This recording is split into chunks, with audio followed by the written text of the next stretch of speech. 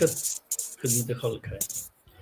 دیکھیں جی، اے D H D کے بارے میں بہت سارے لوگ بہت ساری شکایات آتی ہیں مجھے بچوں کے بارے میں، لیکن ان میں سے اکثر ایسی شکایات ہوتی ہیں جو قابل قبول نہیں ہوتی۔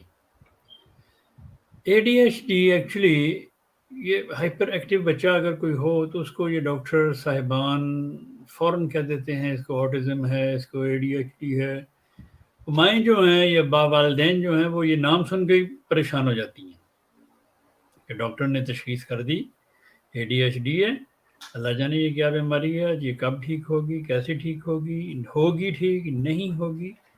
تو اس لیے میں آپ کو بڑے ادب کے ساتھ یہ بتانا چاہتا ہوں، اے ڈی ایچ ڈی کے میں نے بے شمار بچے اپنے بچپن میں دیکھے ہیں، اور جو آج خدا کے فضل سے بہت اعلیٰ عہدوں پہ کام کر رہے ہیں۔ ہائپر ایکٹیو ہونا ایک اچھی بات ہے بچے کے لیے کہ وہ ہائپر ایکٹیو ہے، وہ سست نہیں ہے، وہ ڈل نہیں ہے۔